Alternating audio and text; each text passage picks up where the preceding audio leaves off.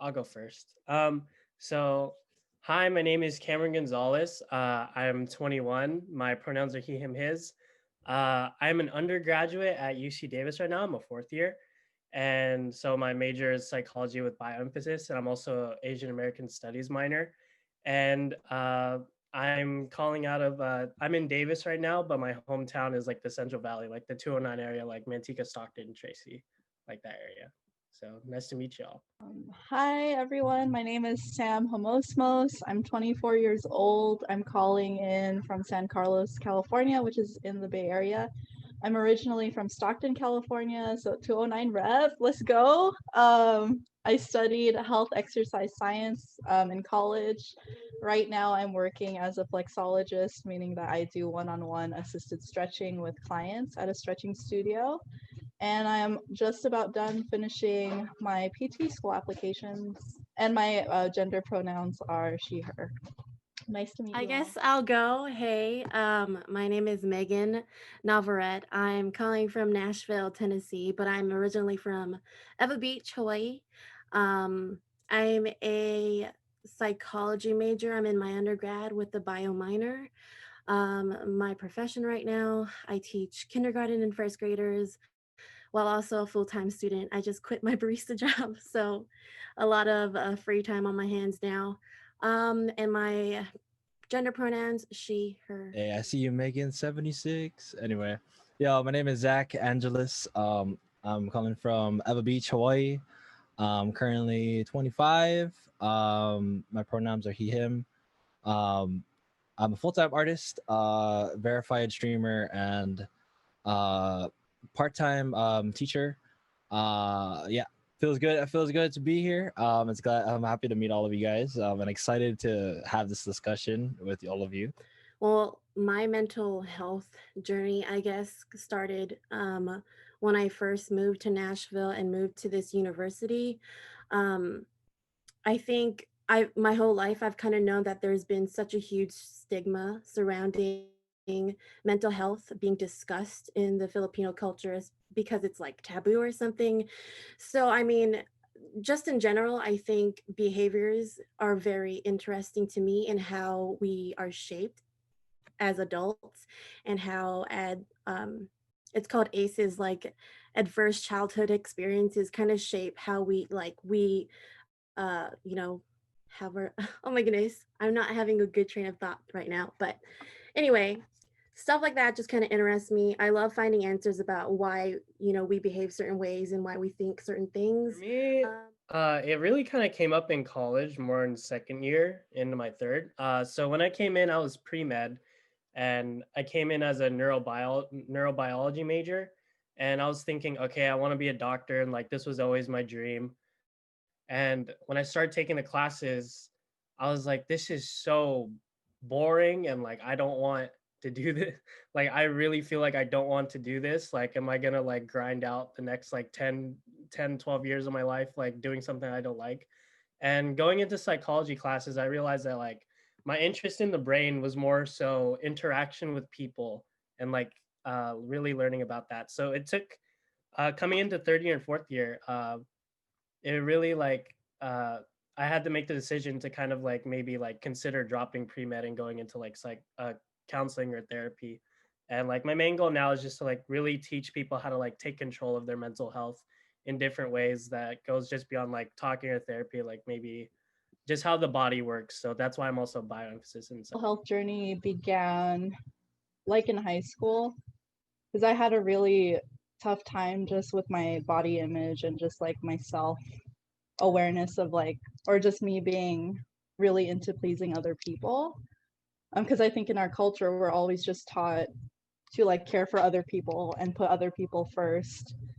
And it wasn't until like my junior year of high school and I was like moved up to the varsity cross country team and like really busy with schoolwork that I realized like the things I was doing, I was just doing them because it was like a routine for me. I didn't give myself enough time to really think about like how my mental health was doing, right? Because if you're an athlete, like you're always focused on your physical health, right? Your physical well-being, how well you perform.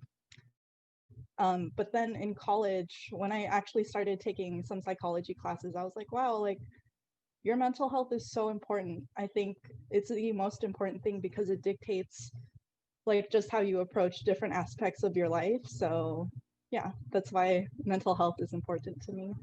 My artwork now is very mental health focused. I right out of university, I made it a thing to pursue art full time. I did the one thing that your Asian Filipino parents told you not to, which was be an artist and pursue creativity and whatever. But I did the one thing that my grandparents did not want me to do. And so from then on, like on graduation day, I kind of sought out to be, like on graduation day, I dropped my business license. I got all my things to be a full-time artist. And so um, recently, as of last year, I was the featured artist for Mental Health America of Hawaii. And so like a lot of the work that I do now perpetuates ideas that revolve around um, diversity and identity, and being able to cope with that through art and creativity. um and so yeah, like I that's kind of like where all of my work now is. COVID has destroyed my emotional and mental being, and so my art has changed with it. And that's just part of the process, is where I'm continuously, and like all of us are continuously coping. And I'm a very big advocate of using creativity to destigmatize that conversation, and to allow us to feel a little bit better about creating things and doing things with each other. Thank you. Thank you for everyone for sharing. And kind of like this question kind of goes straight on to the beginning question of actually how did your mental health journey begin with? And many of us began when we move out of state, transitioning to college, to high school, and just making it every day of our routine. Um, and in this Filipino culture, we are so tied into this different values that we have to be strong, like we can't show our weakness and such. How do you understand your Filipina culture and identity? So when I came in through high school, the only like exposure that I got for like Filipino culture was like, of course, like with my family and parents, like hanging out with cousins, but it wasn't really so much cultural stuff. With high school, I did like tinikling and cultural dance with my like high school dance team. But then coming into college and joining like the Phil community in UC Davis, I really like started understanding and learning like what being Filipino in California means, and like what Filipinx means. And I think when it comes down to like my personal thing with Filipinx identity and stuff, especially with mental health, so tradition, of course, is very strong with us, and we really, really want to we really want to preserve tradition, stuff like that. But I also understand that with the X, there's different traditions, there's new things with the generations coming, and there's like new genders and stuff like that that we must learn, and like to be inclusive, and like to like try our best to understand with people. And with the mental health, uh of course it's a tradition and a stereotype that we've always like held with the old traditions, but we have to as new generation, new upcoming like people, like we're going to be ancestors to people later on in history. So it's up to us to make the changes that we need to like make sure that everyone in our culture feels like they're like included. So that's my 2 cents on that. Add on to things that Cameron said, I think a word that comes to mind is the concept of resilience. Being Filipino is a very prideful culture, and so what it is resilience. And I don't know if it's been prevalent to you, Cameron, but even being like especially a dude, like not only a person of color but a male, the idea of resilience and the idea of strength has been skewed for us, growing up as dudes. So I know talking about mental health is something that definitely needs to be destigmatized, not just within our culture, but also within dudes as well. So resilience is definitely a word I'd use to kind of connect culture and mental health together. Yeah. Adding off to what both Cameron and Zach said, another word that comes to my mind when I think of Filipino culture is just like that characteristic of us being so versatile. Because there's not one Filipino person that I've met that isn't just into one thing or is just passionate about one thing. Like we all have like our different, it seems to me that we all have passions in different aspects or different arenas and different subjects. And the one thing that I think is common is that we're really, when we really go for something, like we really go for it, right? Because like we're always taught to like, you either do it or you don't. It's like all or nothing. So that's like what I, as like another word association for me is that. And then how I identify with my Filipino culture is that I identify as second generation Filipino American, meaning that my parents immigrated here from the Philippines in the late 80s, early 90s. They both moved to the US by themselves. They were in their 20s. They met in Stockton, settled down in Stockton, and that's where they raised my brothers and I. And I'm constantly, sorry, sliding. I'm constantly learning about my Filipino history. So I think just this year is when I started learning more about like historical events or facts that I had never been taught, right? Because like history in America is so whitewashed, and we don't learn about what happens in our history, right? So it's a process for sure, but it's one that will definitely be like part of my life for my whole life. I'm guessing, yeah. Completely agree with you, and I'm on the same boat as you. I'm also a second, or I think they call it like 1.5 generation Filipina. My parents moved to Hawaii and then, I don't know, met there, and then here I am. But I think that when you're separated from your home and like that sort of comfort zone, you're kind of forced to challenge your thoughts about your identity and kind of fill in the answers of where you come from and all that stuff. Especially being here in the South, it's definitely much more challenging because, man, I haven't seen, within the past 2 years that I've lived here, I feel like I've only ever seen like maybe 5, less than 10 total Filipinos here. And all that, like my resources are super, super limited compared to what I was used to. So, um, one thing that Chachi said was like, distance makes the heart grow fonder. And I completely can relate to that, especially being here. So I think it's good, I guess, because then it's challenging me to think about who I am, where I come from, and what values do my culture align with, um, so that I could like further practice that on into my life, or like intertwine that into my life, I guess. Yeah, I Thank really you all for. I Oh, agree with. Oh, sorry. Can I add like one thing? I'm so sorry.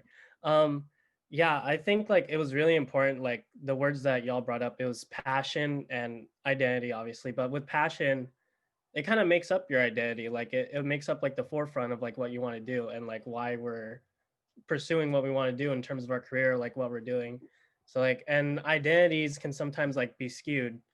Like we'll just say second generation, first generation Filipino student, teacher. That's it. But people don't say, "Oh, I'm a musician. I play ukulele. I'm a singer. Like I like singing karaoke, so I'm a singer." Like I just dance on the side, but you're dancing, so you're a dancer. So it really, it like with mental health, like especially with COVID and like being alone, a lot of the times and isolated, it really comes into like with mental health, you have to go into like introspection, really like dig deep and really question what really is your identity and what like not necessarily what your labels are, but like what you're proud of. And like that's something that like I really wanted to point out with like what y'all said with passion, because like that's really, really it.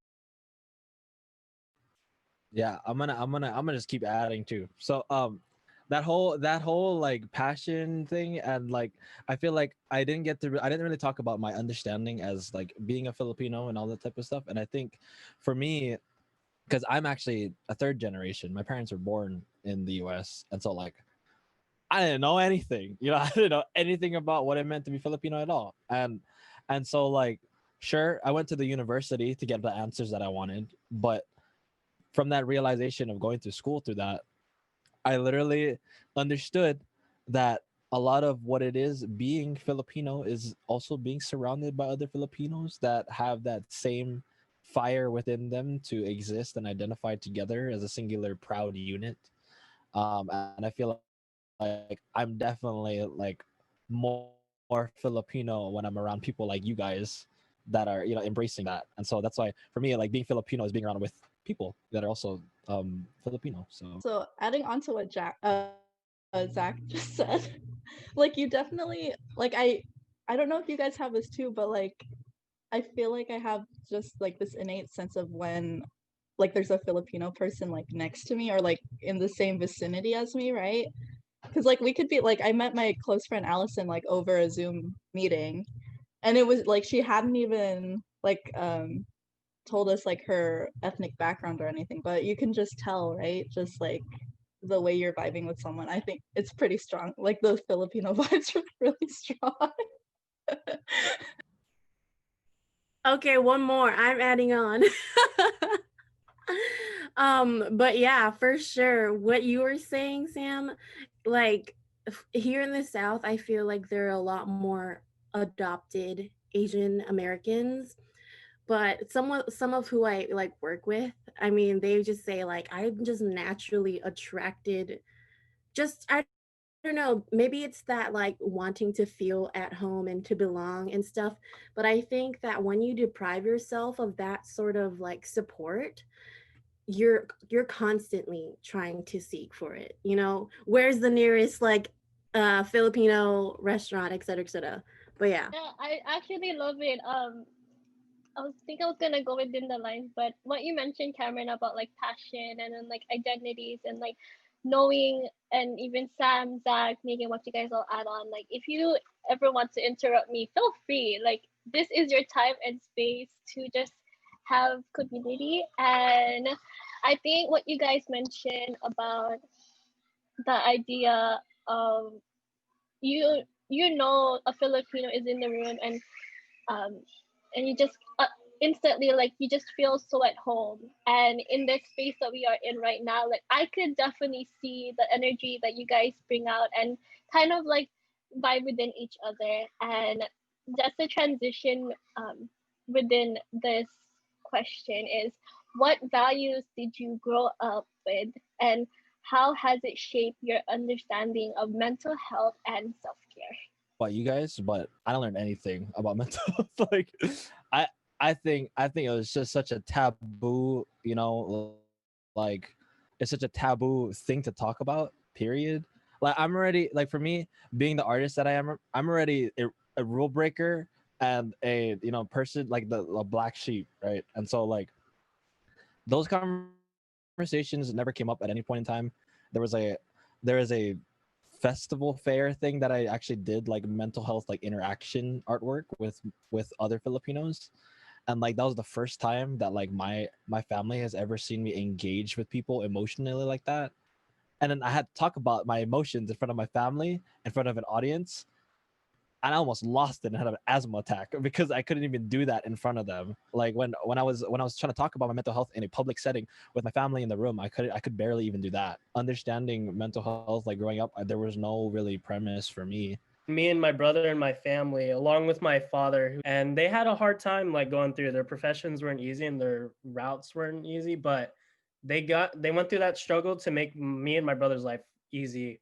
And with we never like explicitly talked about mental health in the house, but they said, look, do whatever you two want and like just get through it. Like give us the degrees that we weren't able to get, and then your life is yours. Just go for it.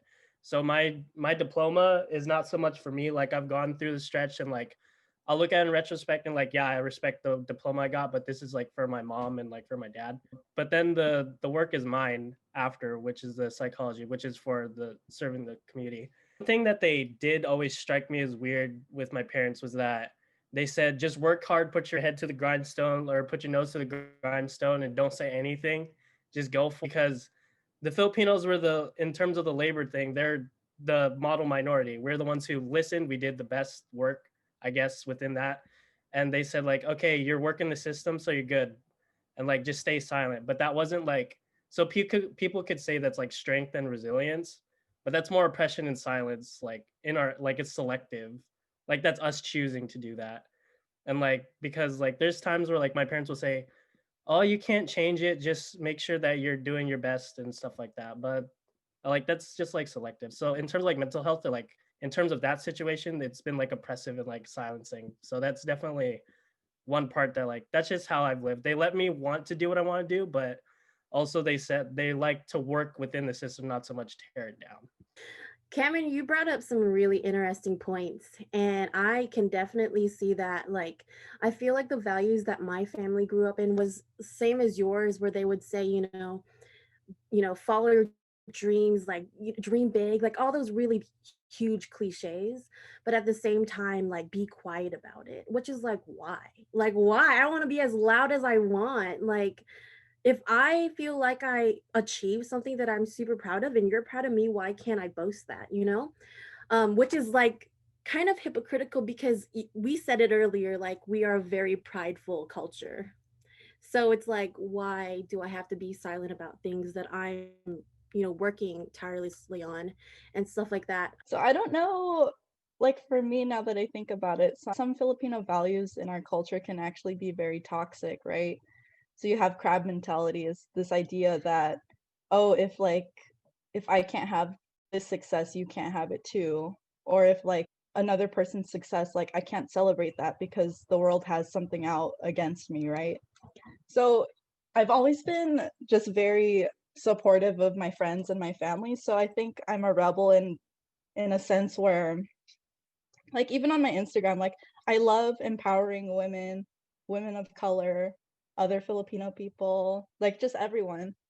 But like in terms of mental health, I think realizing that like when I was younger, I was just internalizing a lot of like generational trauma that really came up a lot for me this year.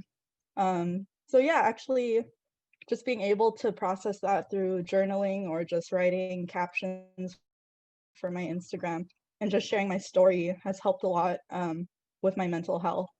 And it's something that I hope to continue to do because I feel like the more you share your story, like you never know who it's gonna like really reach out to, right? Because like it might seem really small to you, but it might have a really big impact on another person. So yeah, I just think if like everyone shares their story, it's like the world would be a better place, right? True. I think Yeah. I'll share this story. Like kind of where like it shocked me the most. Um, when I actually I'll bring in an art piece too. Why not?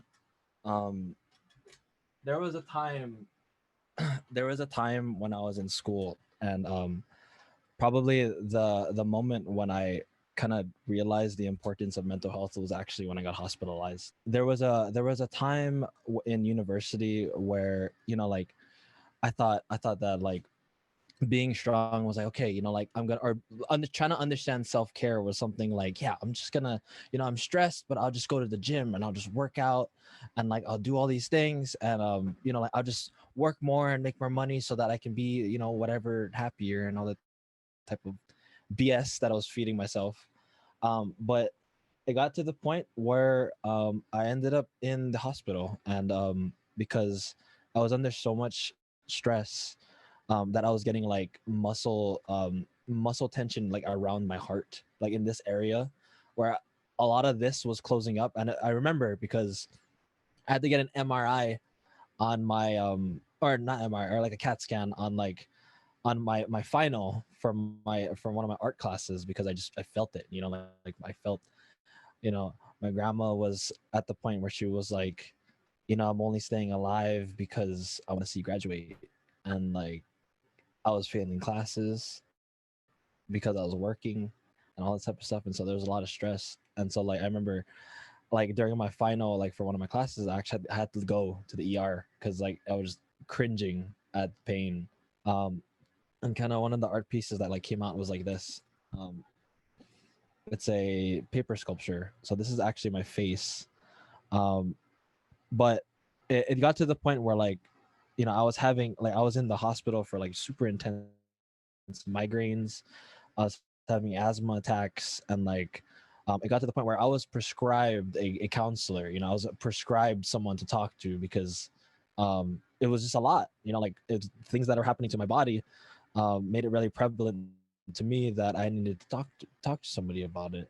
And so like in that moment in time, that was when I had to really sit down with myself, in the hospital bed and be like, why is this happening to me? Um, but I guess that's kind of where that all started for me. Thanks for sharing that story, Zach. I know sharing something as personal as that is not easy, so I respect you for that. Yeah, and that's like what I'm studying. It's like psychology with bioemphasis. Like I went through all the STEM classes. Like I didn't like throw that away. I'm learning about physiology right now and like the neurotransmitters, like the hormones in the body, and like mental health is very much a part of your brain, and your brain is a physical organ. And so that means it's also physical health because your brain literally controls your whole body. And people like, especially with the Filipino like community, like they treat mental health as like, oh, you're making it up or something like that. It's like, oh, you're just lazy. Like, no, it's like having depression is like crippling everything else around you. Like literally your immune system doesn't work as well. You can catch a cold faster, and like your dopamine that has reward, it doesn't work. Like those things that they just don't know about, like it really does like affect like what you go through. Like, and that's just like an example right there. It's like stress, the cortisol, the hormones. It can, if you keep it in, like, because cortisol is supposed to be like for adrenaline. It's like when you're under extreme stress and you need to get it out quickly because you're just trying to survive. But if you're when you have like chronic depression, like stuff like that, it stays in your body and it's not healthy for you, and it collects. And if you don't release it, it'll cause effects like that. And like that's what happens a lot with college kids, like when they freak out or something like that, or like it's physical and mental health are not two different things. It's like you're one body, that's your one entity. And then like that's just one of like the things that like I really want to emphasize when I start going into my profession, because like it's so important to like bridge that gap and like take down that stigma. I really appreciate what you said there, Kim. And um stigma is like literally everything surrounded with mental health and the Filipino culture, because we definitely feel that stress and pressure, especially now during our age and like within going to school. And I remember when I first started going to counseling, because our school offers free counseling here. And I told my parents, and like they were just like, I don't know, it almost seemed like they were I don't want to say like disappointed or anything, but just like kind of like, why? What does that do? They just I think it's such a big misunderstanding that they just can't comprehend. They just don't understand, why are you talking to someone? That's your own business. That's private business. They don't like, just pray about it, or just like, and like, I don't know, literally anything but that they just can't come to terms with. They just don't understand, and it's really tough. I mean, my parents have been a lot better about it now. Um but it's just so hard to break that barrier, and I can't like imagine how like thick that barrier is within the entire, like, having this kind of conversations with other parents, like, is not going to be this easy. They're not always going to understand. So I appreciate you for saying that like there's no difference with physical and mental health. They're all the same thing physiologically, or yeah. So heavy things, man. It's really heavy things, but I'm glad we're talking about it. I was just thinking about this too, but like I feel like for me, it's just really hard for me to talk to my parents about certain things, but and it's because like growing up, I wasn't really explicitly told like, "Oh, I love you." Like their expressions of saying love was through action, whether it be cooking a meal or Yeah, it was mostly through food, to be honest. Like that's a lot like that's a legit love language in Filipino cultures, like making someone a meal.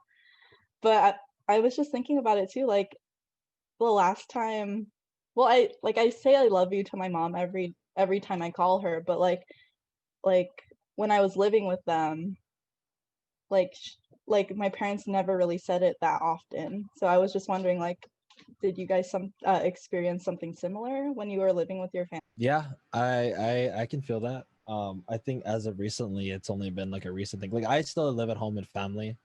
So like the discussions nowadays, obviously, since we have to deal with each other in the house, but um, the fact that I'm doing the work that I'm doing now has opened up the gateways for that.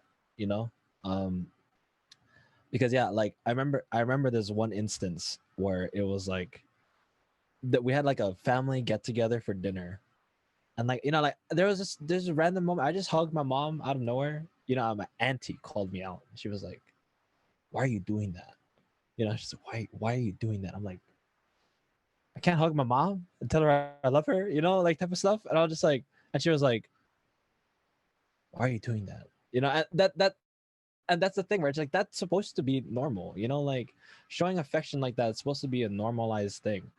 And like Sam, I know so many people too that have like you know have gone through that, what you've gone through where people just don't show emotions like that, especially for in my family, a lot of the men in my family are very silent. They're very stoic.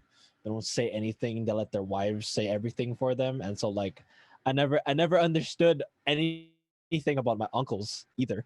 Like whether I was doing something right as a dude or like they were proud of anything that I did or like because they were in construction and they did construction things, and then like I never knew if like me showing them stuff that I did for art made them any happy or proud of me at any point in time, because sure, I'm not building houses but I'm doing something else, but like they never really told me if that was cool with them or not, you know and so that whole language of love is just so weird for a lot of people to perceive.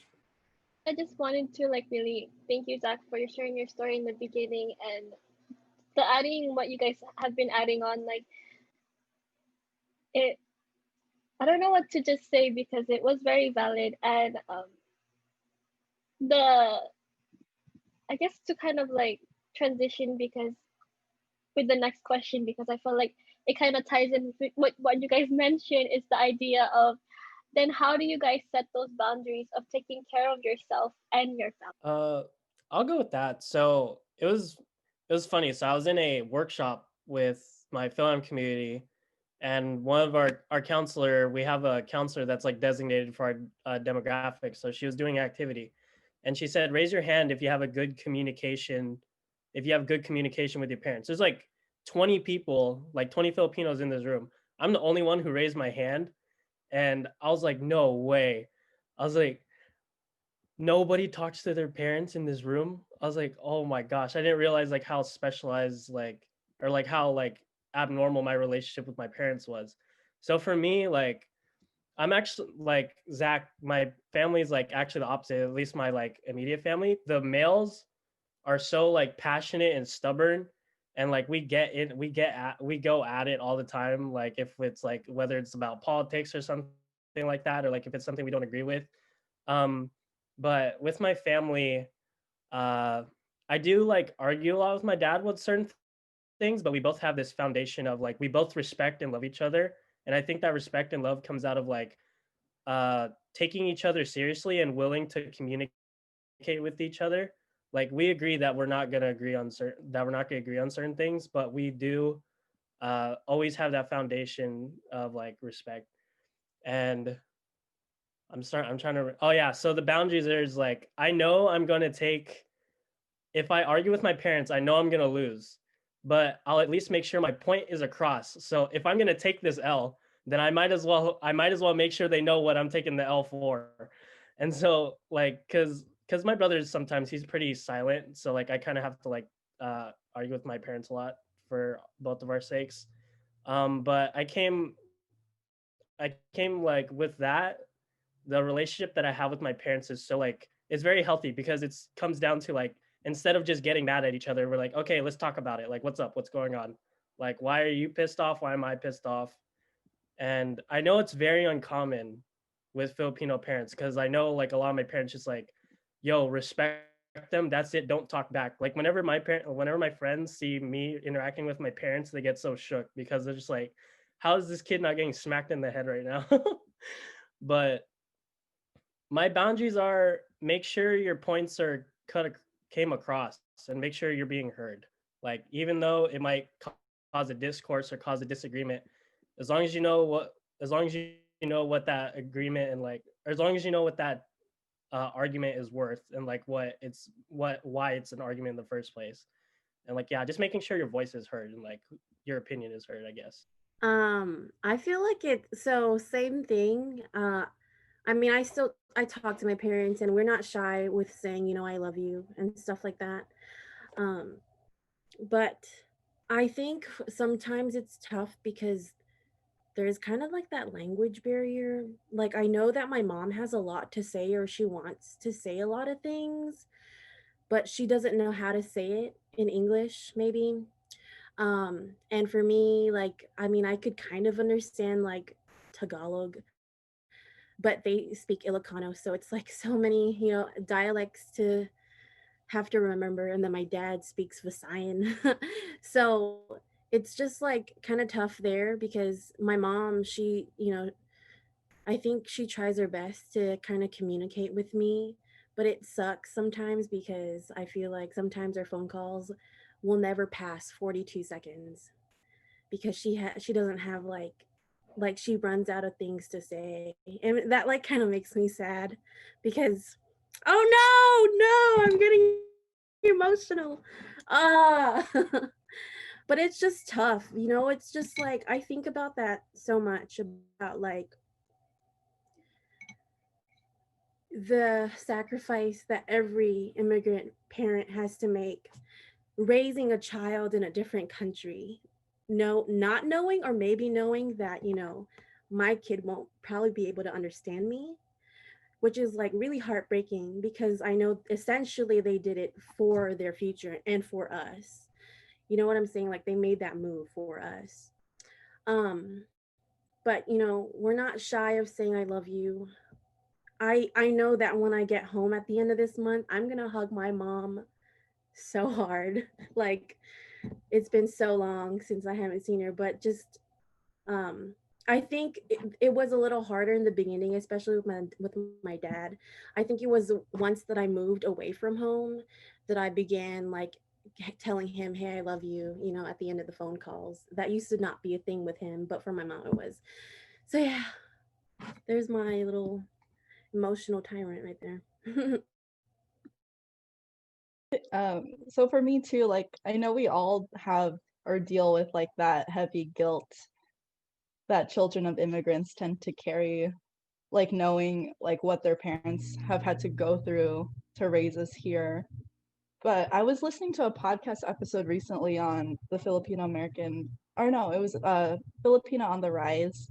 And the guest, her name's Joe, she was making a great point actually about saying like, oh, like as first or second generation Filipino Americans, we're put in a unique position now where not only did our parents like put us in a place to learn how to survive, but they actually put us in a place where we can thrive, like we can choose to thrive. And by doing that, that's like a way to honor them. So me just shifting my mindset of like feeling guilty for being quote unquote selfish, shifting that mindset of, oh, like actually doing things that you want to do, that you're passionate about, it's honoring your parents because they worked so hard for you to do that or to be able to have the option to do that. So yeah, that's what y'all's story reminded me of. Yeah. Feel the feelings. I Megan, I see you holding it back. I can see. I let me. Oh God, okay. So the question was, how do you set your boundaries of taking care of yourself and your family? Um, I think it's really funny because I now I do a lot of very very introspective, like, deep work. I was going to talk about this earlier because Sam, you talked about writing and journaling. A lot of my artwork now involves writing and journaling. So like everything that I do, like all of these writings and markings are all affirmations that I had to engrave into my into myself.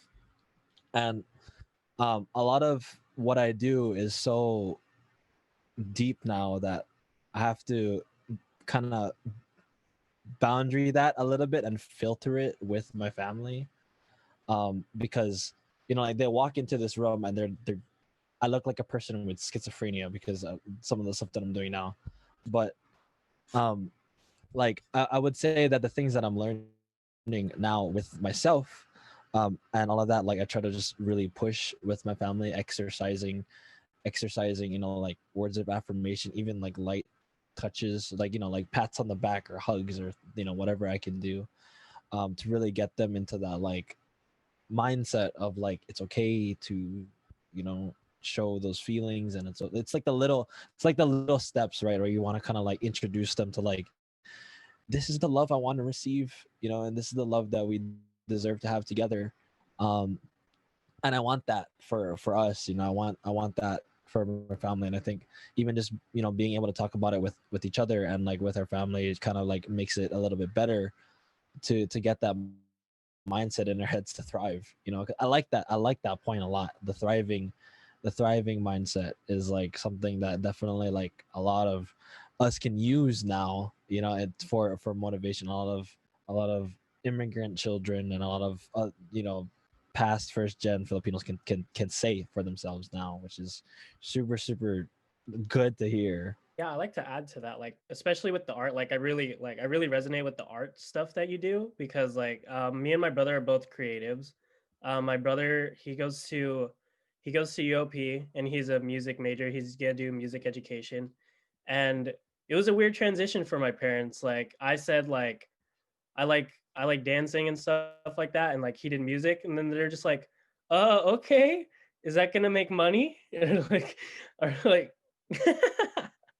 So my brother, like, yeah, he's doing education. He said prove that it can, and he did. And like they're fully supporting him, like of his creative like ability. Like he's been like on the grind. He's been like releasing music for the last like 6 months, like on his own time while he's learning uh in college. He's only a second year.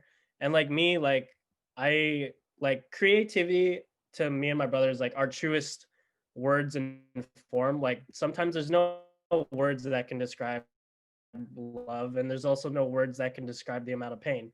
So like for instance, when I'm drawing, I've been recently doing this thing where like if I'm ever feeling some type of way, just take out the iPad, just draw whatever came out in 5 seconds or 1 minute. That's exactly what it is, and like that's what you're feeling right now, because you have to think when you're doing words, like, but when you're writing it, when you're drawing, whatever, just like it manifests like what you're feeling.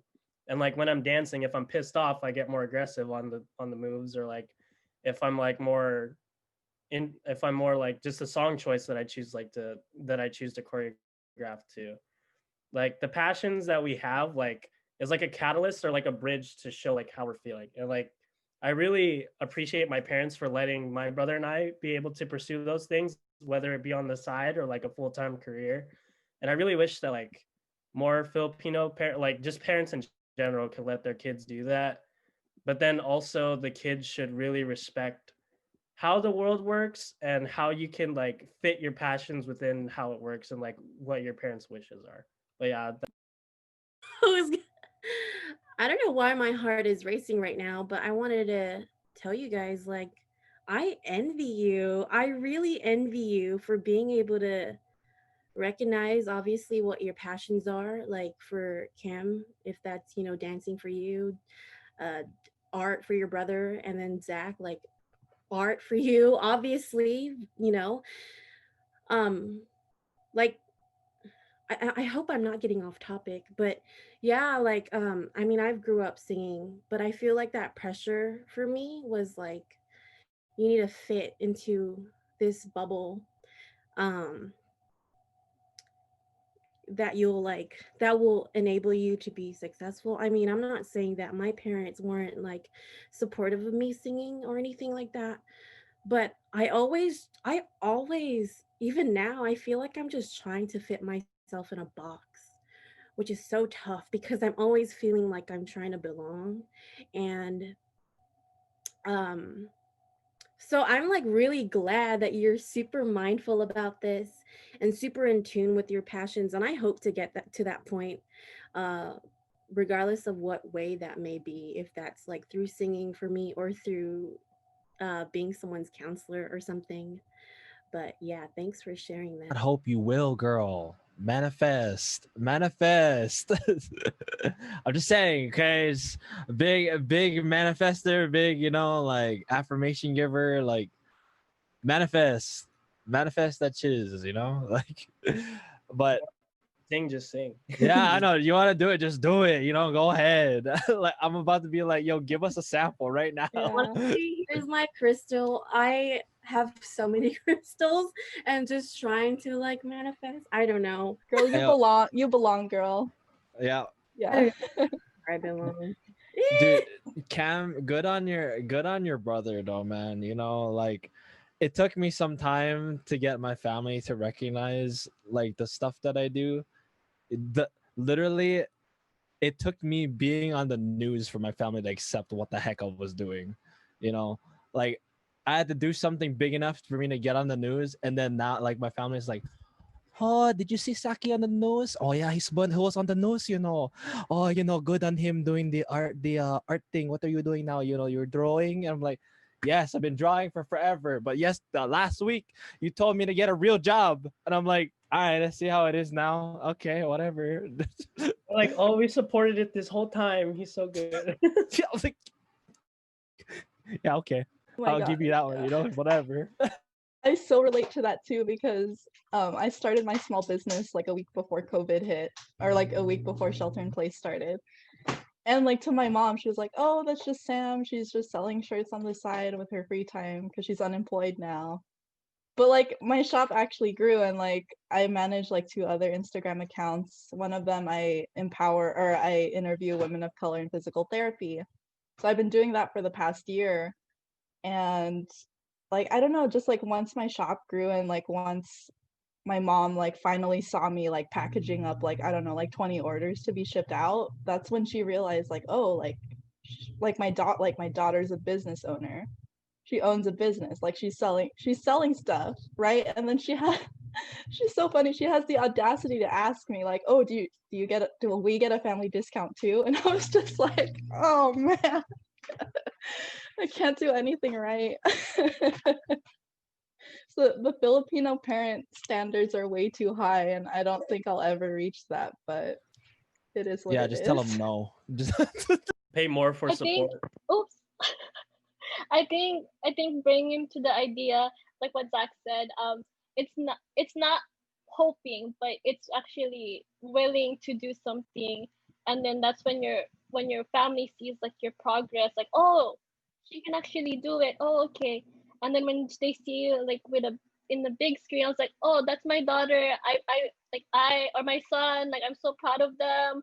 And like it's when you make it big, like they'll got you. But actually, again, it kind of ties in what Cameron said with it's all about also knowing respect and love for our elders, because they didn't have that same love that we are trying to yearn from them through their parents. Like they went through so much more pain and suffering growing up compared to us, who is actually like actually stepping it up and like improving for our next generation, so that when we become ancestors, we this is not going to be an issue for our children.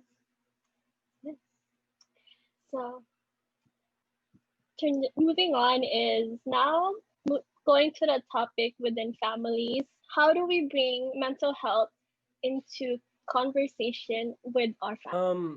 I think because going into a conversation with people when neither people know exactly what they're talking about is not going to be that productive. So when it comes down to mental health, it doesn't start with people you talk to, it starts with yourself. Like it starts with introspection. It starts with like, do you know what's going on with you, or do you at least know how you're feeling at this point in time? Because if you just go into a conversation with your parents like, yo, I'm feeling like crap. They're like, nah, you're just lazy. It's like, well, make concrete, like tell them why, like understand why you're feeling this way. Like really like dare to question what's going on with you, and then bring up a conversation like that to where it's productive and where like you could at least give them something to chew on and like try to understand. Because with like at least like my age and like some more of the generations, like, oh, they're just boomers. Like, no, they gave you everything that you need to do to succeed, and like they're giving you the opportunities, so give them the respect.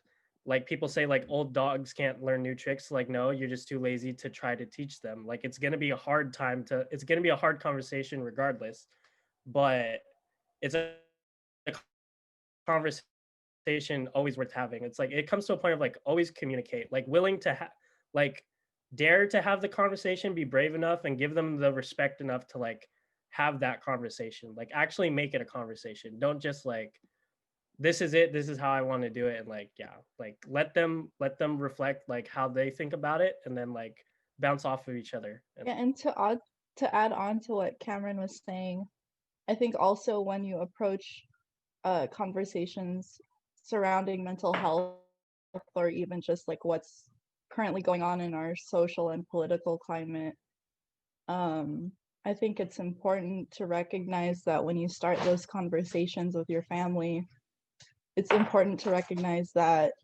it's not up to you to change them, because only they can change themselves. You can provide them with all the information that you want to give them, right? And there's like so much information available to them, but it's up to them to actually change what they believe. And it's not, you shouldn't take that burden on of like wanting to change them so badly, and like becoming, and not, and also you not becoming so attached to the outcome of that conversation. Like you should go into that conversation being as open-minded as you can, and not really focusing more on the outcome but more on the conversation itself. Yeah, that's what's helped me personally when I'm like when I'm starting those conversations within my immediate family as well. Yeah, I like to always just kind of have like check-ins, because usually I work at home and like a lot of my, we all exist in kind of our own spaces in the houses in house now. Um, but I think like check-ins are like kind of something that I've been doing more frequently. Like for example, my brother is across from the hall, across the hall from me. Like I just kind of like knock on the door or walk in and just check in like how he's doing or what he's been up to. And I think like having that, even the smallest like actions, really allow for like the safety and comfortability to build in a household and within people. So that having those conversations are definitely easier, because then at that point you start to feel more of like this connection that like you can have with your friends, right, where it's easygoing to talk to, and you just kind of build that trust that you can have. But that's kind of like something that I've been doing recently, is just small talks at least. One thing that I've been doing a lot more is engaging more at the dinner table. Like I'm fortunate enough to still be at home with family, and I know my time with my family is at the dinner table. So taking advantage of that time to talk about how everybody's doing, what everybody's working towards, goals, aspirations, how does that make them feel with whatever they want to talk about, has been really important for me. I wish I had that opportunity to like physically be there, with my family. I don't know how it would be to have these kinds of conversations because, well, I don't know. I haven't had them like face to face yet. Um, but yeah, same thing with what Zach said. I do like often check in. My brother, he's in Japan, he's in the military. So I try my best to like check up on him, especially with that. I feel like uh, the big like had huge stigmas within the military and like having to keep your composure all the time. So I hope that he can find a safe space within like me as his older sister, and also like as a friend that he can like trust to talk to me and stuff like that. Um and you know, being a psychology major, I feel like sometimes I try my best to take what I learn and not not diagnose anyone, but you know, like just try to give them information and hope that they take it with a grain of salt. Um yeah.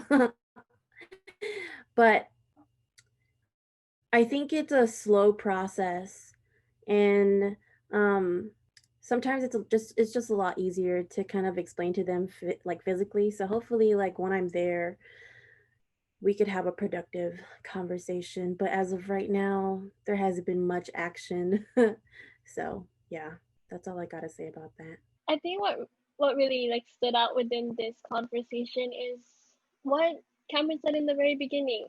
It starts with yourself. It starts with really trying to understand ourselves first, because we can't just go straight to like talking to our parents. Oh, mom and dad, or like I want to talk about this now, but I'm still dealing with it too. Like I still need to really know how to better understand myself in order for myself to kind of move along within the conversation. And it's not going to be easy, and it's not going to be an overnight change. And it really takes like what we've been talking about. Like, if actually the next question is now, what is your best practice of giving yourself self-love, self-care, and controlling anxiety? One of the ways that, so like with studying psychology, I like learned how the brain reacts to like certain stuff.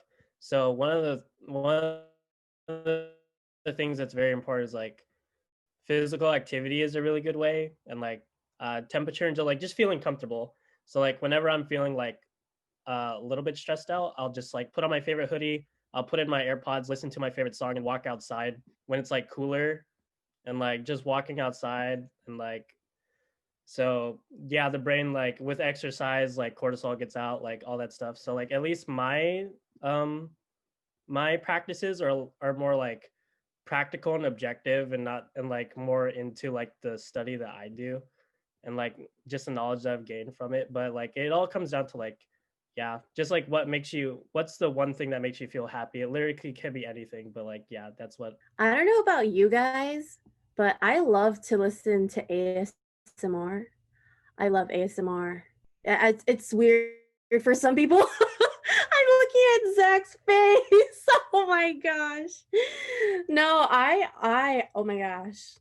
No, I love ASMR. I just like put my noise canceling headphones on and just chill. And it doesn't have to be weird ASMR. It could just be like, you know, like a singing bowl, or I don't know, just like calm, relaxing music. But yeah, I mean, I try to meditate, and not gonna lie, sometimes it's so hard to practice self-care. As much as you want to preach it and say, hey, you gotta make some time for yourself, like it's kind of hard, especially when you're in like this state that you just don't want to do anything. Like motivating yourself to get out of bed could be tough. um, but I mean, I like to play video games. That's fun. That makes um and just talk. I was watching this like Instagram live TV thing, and it was one of my like favorite musician's mom basically giving word, and she was saying, you know, we it's so easy for us to spend 10 minutes on our phone scrolling, but sometimes just taking those 10 minutes, even 5 minutes, to be mindful and kind of ask ourselves, what do we really need right now, is something really important. You know, we need to respect our bodies and respect our physical and mental needs. And if that's just like, I need a nap, or I need like a gallon of ice cream, I don't know. But just being intuitive, I think that's like what I'm trying to what I kind of focus on, is just being mindful to my needs. I I'm being repetitive. Anyway, yeah, that's it. Well, so for me, I live a very active lifestyle already, so I really like to run. And how I keep myself motivated, especially during these times where like I just run by myself. I'll like set different fitness goals or like certain times I want to reach for certain distances. I really like to face mask. I'm into skincare. It doesn't really look like that now because I like wear a mask the whole day for work, but that's another story for another day. um, what else? I'll like call my friends. I'll do like a cold call just to check up on them to see how they're doing. I think that's really important too. What else? And hiking. Like if I can find the time to go for a small hike, like on the weekends, I'll do that too. All right, Megan. I don't got nothing against ASMR. Okay. I know a lot of friends that do it. It's super super interesting. I know some streamers that do that too. So, but I guess for me, it's interesting because my work is kind of also my play. You know, since me being a full-time artist, I basically made my hobby my job. And so I feel like I have like different tiers for duties of issues. Like because for me, when I reach certain levels of anxiety, um something like because I have a public and a private journal, so like I write a lot in like if it's really bad, I'll write it in my private journal and not share it with anybody journal, just to kind of like publicly navigate through my feelings and just kind of like write that out. um but if it's really really bad, then I make an art piece about it. um that involves like it's super because for a lot of the art pieces that I do, it involves a lot of introspection, and so a lot of it has to deal with like utilizing marks because you were talking about earlier, Cameron, about like drawing without thinking and like utilizing that technique to kind of just go. And so like for me, a coping mechanism that I use is like mark making, where like although my marks are like letters, a lot of the marks are like containers for feelings, and so like each mark is kind of like this story that I want to share with just one brushstroke. It just says a lot in like one thing. um and so I know it's really bad when I have to do something like that. I have to physically navigate my feelings through like really big intense brushstrokes and things like that. But if I really have to like get out of my zone and like actually stop working and just be like, you're not gonna work today. What I do is like I have a packable bike like that folds up. So literally I'll take my bike, pack it up in my SUV, and I'll pick a random spot like on island, and I'll just bike around that area until like the sun goes down. And then I'll just kind of chill and just not do anything and then go back home and chill. But yeah, I'm a really big avid writer. And sometimes like the art that I do is emotional, but I don't like to do that all the time because it's super draining. Um, because a lot of my work that I do, a lot of my really popular stuff are the ones that I'm feeling the most pain. And so like a lot of my works that are in museum shows and stuff like that, those are the ones where I'm in the most turmoil, the most tragedy, the most intense emotions, and those are the ones that end up freaking selling because obviously just people just want to buy my pain, I guess. But know, it's it just be that way. It just be that way, and I'm like thriving in my own like, in my own like navigation of thought, which is healthy and but very. It makes me very vulnerable at the same time. So It's like an Adele but an artist. there's a lot of those. I know a lot of people that make the best work when they're really sad, and it's a gift and a curse. I'll tell you that. It's a gift and a curse because there's some days where people just will not see me because I will be operating in that mode. And blood, sweat, and tears is like an understatement to some pieces that I've done. So Again, thank you guys for sharing. And it's okay not to be okay. And that is something that we always need to continue to normalize within our community because it's okay to just have a bad day and allow that to motivate us to what can we do. And there's something that I saw on Facebook, a video. It was a video say how Filipinos are always saying, when you ask them how are they always say okay naman, and that's something that we need to kind of like not normalize, because just just saying okay naman, but then in the inside you're kind of dreading with pain. And that was just something I just wanted to share out there, because I feel like that is something that is very, very heavily normalized within our community. Is if someone asks you how are you doing, you say okay naman, but we're not really okay. So yeah, it's okay to be not okay. Yeah, that is the end of my dreading questions to you guys.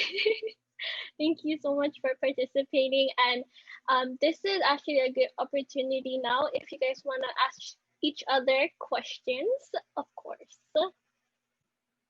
because this is your time and space. All right, Sam, tell me about your clothing line right now. All right, I'll give you my pitch, or just like what the website's about. So the website is called Braidology. The link is braidology.myshopify.com. I started my shop pre-COVID. So the first item I sold was a t-shirt. I'm actually wearing it right now. It's Women of Color in PT.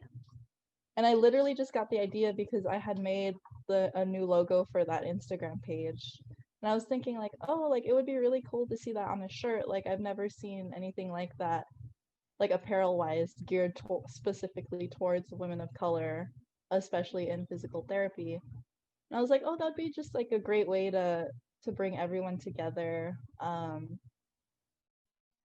just like have that sense of community and belonging and shared identity. So I started selling that, and it ended up selling out a couple times. So I've done a couple restocks already.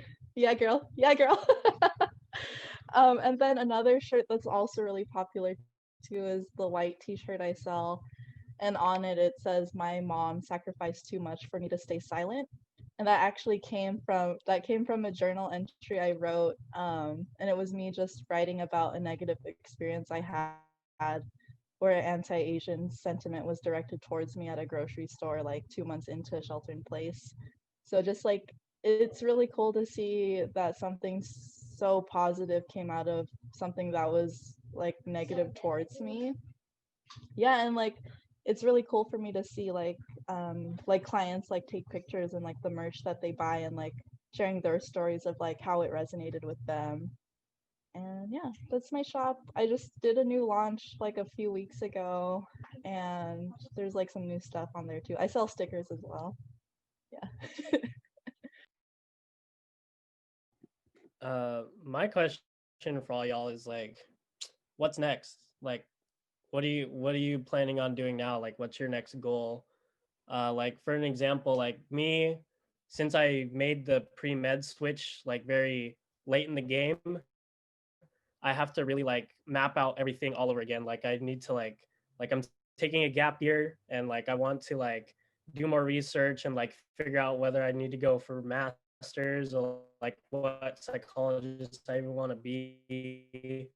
So that's like one thing. And also my next goal is like I'm because with COVID, there's very few and far between opportunities to do that. And like it's like a creative not being able to like show the creation. Like with singers and dancers, you're a performer with no place to perform, and it like you don't get that performance high. So like I've been trying to like find ways to like really connect back with my dancing roots that I had to like give up because of like college. So that's like what's going on next for me. So what about y'all? I want to just tell you, don't feel discouraged because about the gap year and stuff. I mean, I graduated high school back in 2015, and this is my third school to transfer to. I'm just like a nomad, but I'm trying to like finish here. And same thing with you, you know, I was also a nursing major like up until the ending of my sophomore year, until I made the switch to psychology and biology. Um, so yeah, you know, just like that pressure of like, oh man, like if you were nursing, you know, easy money right there. Like just get in, get out kind of thing. But now it's just like, oh, I've been like getting in contact with other schools in regards to like graduate programs and stuff like that. So I was thinking about clinical mental health counseling um, uh, graduate program. But I was like talking to my professor, and because she's a woman in color in psychology, and she's always telling us like, well, she told me privately, like, we need people, we need diversity in psychology because it's just so underrepresented within that profession.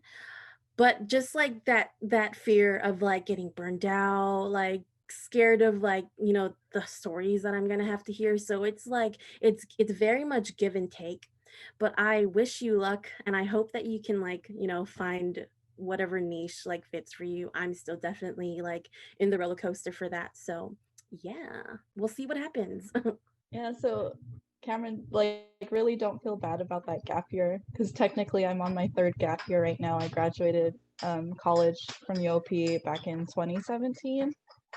But since then I've been really busy, so I was working either full-time or part-time, and I was also finishing up prereq classes for PT school, or just taking the classes that I didn't get to take when I was at UOP. But I definitely feel like that gap year allowed me to grow, not professionally, but also just personally.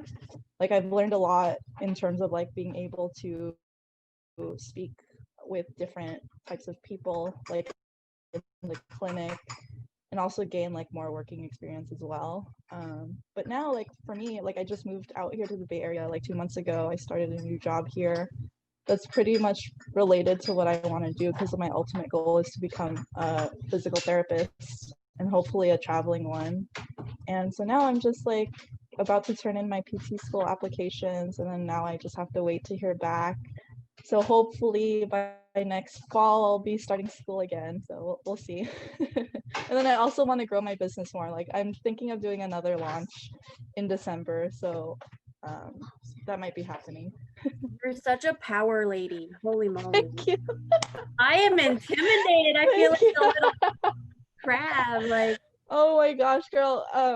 Like when me and my boyfriend first started talking, he was like, "Is there anything that you don't do?" And I'm like, "I like dabble in different things, but I guess I tend to do well in the things that I do dabble in." honestly, go off. Like, honestly, the sky, not even. I was gonna say the sky is the limit. Nah, like freaking the other side of the galaxies. You're like, Yeah, no, so like someone asked me, so I was on a podcast episode of the Filipino American Women Project, and one of the hosts asked me like, how do you have the motivation to do everything that you're doing right now? And I was like, first, like I just have to really be passionate about it, because if I don't find it fun, or if I don't like the design, or if like I don't feel personally connected to it, it just won't translate to my audience, right? And then another thing too is just like me starting that Women of Color in PT interview series. Like I did that because like I was trying to find a sense of belonging within myself, because I didn't see myself represented in the communities that I was a part of, like in physical therapy specifically. But I knew we were out there. We just didn't have like a cohesive platform to connect on. So I was, in my mind, I was like, well, if no one's going to do it, like nothing's stopping me from doing it myself. So that's like sort of the mindset I have with like doing that and like starting my shop. well, power So yeah. to you for like Thank you. being so assertive and taking the initiative, because Yeah. yeah. No, you have that energy too, girl. I think it's innate in all Filipino women. Like we're just so like strong like that. But yeah, you have it too. That's why Filipino girls run me over. Goddamn. Excuse me? I'm playing. All right, I'm playing. Oh, I gotta answer Cameron's question. Shoot. What am I doing now? um. Oh yeah. So I I just applied to an actual. I haven't worked like under another employer for a really long time because I've been running my own business for about 2.5 years now. And so I actually applied for a government teaching position soon. Yeah, so like I applied Halloween. And so like the teaching position basically it puts me on a government roster of teachers that basically I specialize in a certain age range in a certain thing. The thing that I'm trying to bring to the table is creativity as coping mechanisms for identity and mental health at schools privately to develop programs in their school to implement projects like that. I'll make a proposal with the school. I'll bring it back to the foundation. The government will be like, boom, approved. Here's $6,000. Make your project happen. And so like that's kind of like what I'm doing now. Because recently I've been working with a lot of nonprofits here on island. A lot of nonprofits have been coming to me for a lot of different art things and just talking because I do avid speeches and assemblies and things as well for schools and lectures.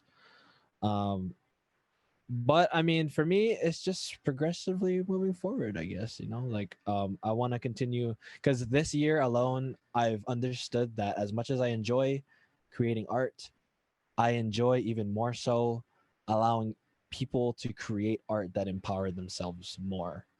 And so that's where I've been trying to like steer my ship to because I went from being a yeah, let me do all these drawings for you, just let me know what you want, I'll do all these drawings for you, to now if you want to buy my stuff then cool, but like I'm gonna help you do your own art that helps you empower you so that you can do that for yourself. And so that's kind of the direction that I'm shifting to now. A lot of my mentors have been telling me, yeah, you should just go back to like go get your master's now, and I'm really thinking about it now. I'm really thinking about it, and I'm like, maybe I should. But yeah, that's kind of where I'm headed now. So If you have any other questions to ask others, feel free to add in. If not, then we can close off with a special activity I prepared for this session. I actually do have a question for Zach. Like, obviously, you've made, like you said, you made a career out of your hobby. Well, at the same time, this hobby is like a huge passion of yours and a huge outlet. Like, how do you, I'm trying to figure out how to word this, but like, how do you make sure you are intertwining all of these things, but also having like barriers to separate them so that so that you don't get burnt out or you don't like lose motivation, I guess, if that's making any sense. yeah, I know what you're saying. I get asked this question a good amount. And I like to say with like new business owners and people that like I'm connecting with, the thing with businesses and stuff like that, like once you start a business, that is your business baby. um when you start a business, you have to understand that you and your business are learning together. As your business grows, so do you. And so you have to understand and get that like self-awareness that I get this gratification from doing XYZ because I own a business, and my business gets a return value of XYZ because I put in XYZ effort. um so a lot of it is like like it's cool in a sense where like I understand that my working clock doesn't exist. I work almost all the time. Like if I was to actually calculate my, my working hours, it would be like 16-hour days, but I wouldn't even recognize it, right? Because a lot of it has to do with other things, right? Like this is part of my working day. Doing podcasts, connecting with others is also part of like something that I do that's part of my work day. And just sitting and even contemplating about life is also part of my work day. And so I would say when you make your passion your hobby or whatever your business and your everything, um, you have to know that you're gonna be learning a lot about yourself, and like as you grow, you'll understand how to manage that. Because don't get me wrong, nowadays I have to operate on a calendar. I have like two different calendars, but But like this week was my free week because at the end of October, I was going nuts with a whole bunch of stuff. Like I had an exhibition. I had an exhibition in October. I did a lecture for like the National Alliance of Mental Illness. I was doing a job application and like doing a charity music stream with like a bunch of like musicians around the world type of stuff. And so like I was doing all of that in October. And so like by the time Halloween was done, White Claw, and I was like, I'm done. I'm gonna sit here and I'm gonna chill. And I'm like, this week is gonna be the week where I do nothing. And so, as your own boss or whatever, you can manage that. But I think if you have that passion to keep going and keep working at the things that you actually believe in, like Sam, you're saying earlier, like you only do stuff that you have the utmost passion for, that resonate with you. That is literally the only thing you should be doing. Because if you did anything else other than that, you'd hate it. Trust me. I've done like artwork for other people for years and I hated it. Like people ask me, hey Zach, can you draw me a unicorn with like, like can you draw me this tattoo, like a unicorn mixed with a dragon and like sunflowers? And I'm like, no, absolutely not. And so like once you grow into that mindset where you have that thick skin and you like kind of develop that strength for you, then you're golden. But a lot of if you take a lot of business classes and things like that, like the first 5 years would always be rough and you'll always be learning within the first 5 years anyway. So understanding that it's never easy, it's not gonna be easy and probably never will be, but accepting that reality and knowing that you can adapt to that is something that you're gonna have to live with.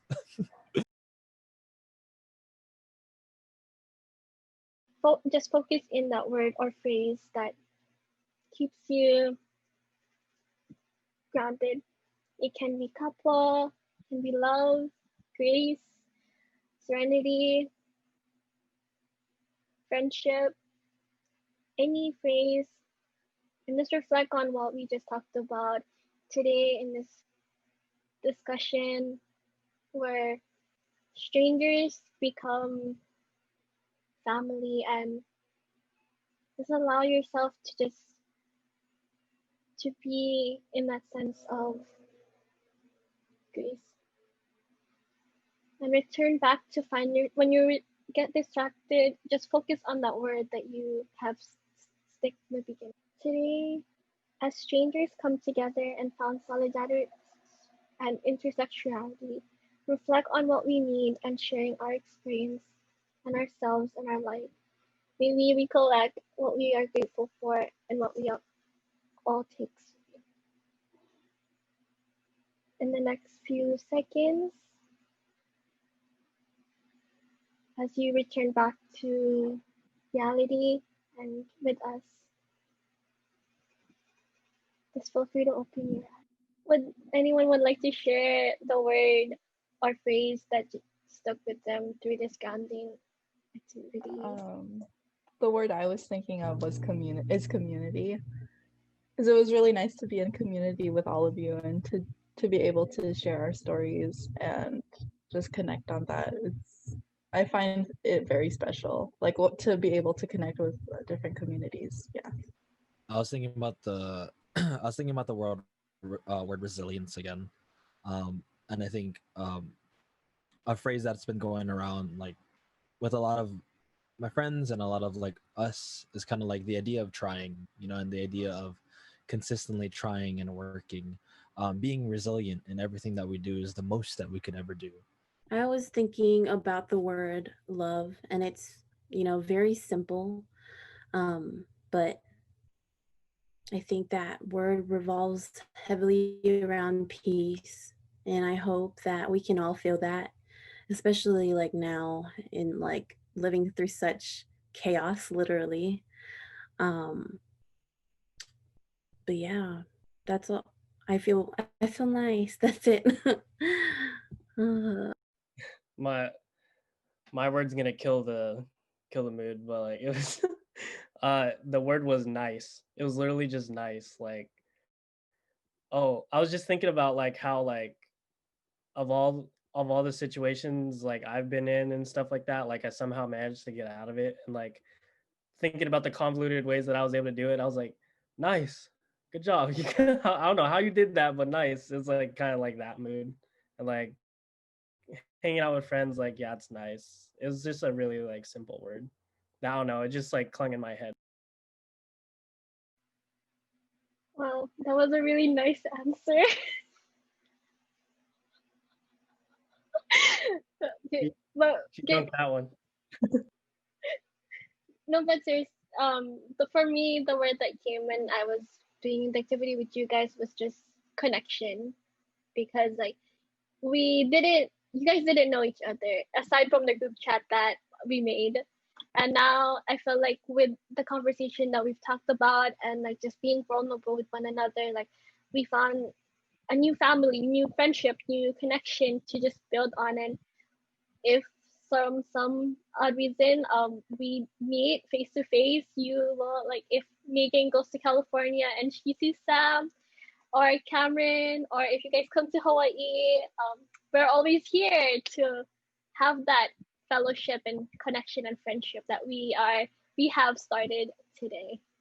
Yeah, thank you guys for being part of this really session. And honestly, this is just a Kwentuhan, just to like talk about um, what is important within our community, and it is mental health. And I think we learned a lot today. I'll just leave a link in the chat box to my shop if y'all were interested in checking that out.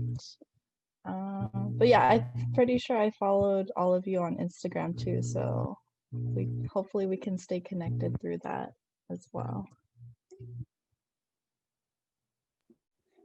So I came in contact with y'all through my internship with the Bulasan Center at UC Davis, and I'm part of the team at Healing Puso, and that's in so you can follow that on Instagram. It's Healing Puso. Like I'm part of the social media team, and like we're just a team about like uh, mental health stuff, of course, like what we've been talking about, and so we're posting a lot of stuff there. We have a lot of background projects that we're doing, and it's based from Little Manila, actually, in Stockton. Like I don't know if you know, but our project manager is like Hannah Davino. So yeah, I've been working under them. So yeah, that's my plug. Okay. Yeah. So Sam, I asked about your shop because I actually just dropped something too recently. Because I do my own merch as well. Like I'm wearing one right now. Um, but I do lifestyle clothing and stuff, and so like I recently just dropped one on Halloween. It is a mix of it's actually a face mask embedded with a hoodie, super streetwear, oversized. It is called the Guardian hoodie. It is to live through the mentality of not only protecting yourself but to protecting others as well. So being a guardian for yourself and for other people that you care about. Um, Free international shipping ends today. So, All right, but I'm gonna get one. I'll place an order. Not much of self promo. I don't know. I mean, sometimes like once a year, maybe I'll post on YouTube. um, but I think I'm gonna just take this time to again thank you so much, Chachie, for always creating this space for us to talk. Like I'm always gonna tell you this. Like you're just literally incredible, and reclaiming Filipina X has helped me so much to indulge and kind of get in tune with my identity or that adventure to find that. So thank you for always creating these conversations and a place for community. Like I gained three new friends, and it's all because of you and through this. So continue to do what you do. This is the plug for reclaiming Filipina X. So yeah, but yeah, if you guys want to check out my YouTube, it's actually Maygan, like my name, just my name. Okay, that's all. Thank you guys. Thank you, Maygan. Thank you, everyone, for being here in community with us here today. It's actually past our time of recording, but because we kind of like just engaged within the conversation itself, and like I really appreciate this time, and I think we couldn't have done a better schedule than Saturday, where I actually um funny story, there was supposed to be a different person that wasn't supposed to be, so Sam wasn't supposed to be part of this episode, but I think it aligned well because this actually became a really great group and energy.